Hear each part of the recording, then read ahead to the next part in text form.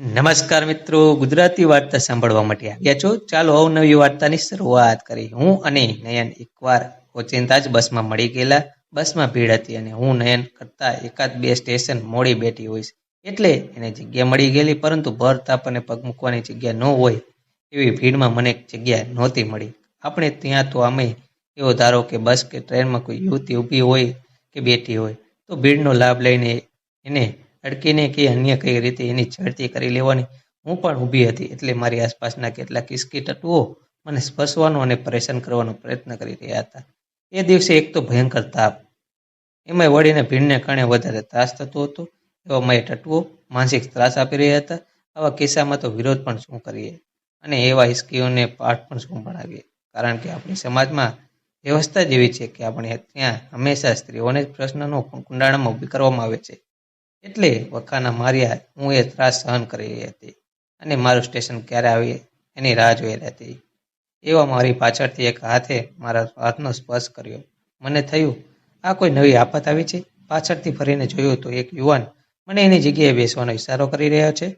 મેં પહેલાં તો એને ના પાડી, પરંતુ એની આંખોમાં જે સ્નેહ હતો એ જોઈને હું એની જગ્યાએ બેસી ગઈ અને એ મારી જગ્યાએથી ઊભો રહી ગયો, જેને કારણે મને આજુબાજુના તત્વોનો ત્રાસ પણ બંધ થઈ ગયો. કલાકની યાત્રા એ હશે. તે દરમિયાન મેં એને બેસવાની કીધું, પરંતુ તેણે ના પાડી દીધી. આખરે મેં એને કહ્યું, હવે તો બેસો, હું આ સ્ટેશને જ ઉતરું છું.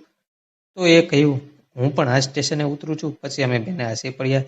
એક તો એણે મને બેસવાની જગ્યા આપી, ત્યાંથી જ મને એના માટે સ્ટોપ કોર્નર હતો.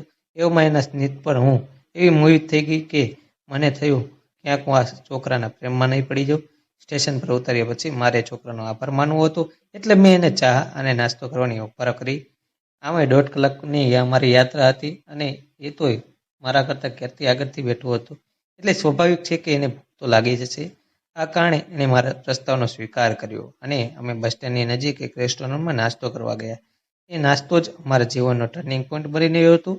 ત્યાં અમે બંને એકબીજાના નામોની અને એકબીજાના શોખ અને જ્ઞાતિ વિશે ખબર પડી. અમારા માટે સૌથી મોટો આશ્ચર્ય હતો એ હતો કે અમારી જ્ઞાતિ એક જ હતી, જેને કારણે અમે એકબીજાના નંબર શેર કર્યા.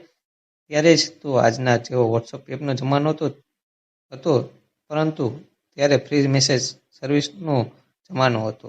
સર્વિસ પૂરબહારની ચાલતી એટલે અમે મેસેજ પર ચેટ કરવાનું શરૂ કર્યું અને એમને અમે એકબીજાના પ્રેમમાં પડી ગયા. એના માતા પિતાને પણ આમ પણ અમારા લગ્નની બાબતે કોઈ વાંધો નહોતો, પરંતુ મારા ઘરે થોડો ડર લાગતો હતો. પરંતુ એકવાર મારા ઘરે વાત કરી તો તેઓ રાજી થઈ ગયા અને થોડા જ સમયમાં અમારી સગાઈ અને લગ્ન કરી દીધા. આજે તો હવે અમને 2 સંતાનો છે અને અમે સંસારમાં સુખી છીએ. આવી જ વાર્તા સાંભળવા માટે મિત્રો ચેનલને સબસ્ક્રાઈબ અને વિડીયોને લાઈક કરજો મિત્રો. ધન્યવાદ.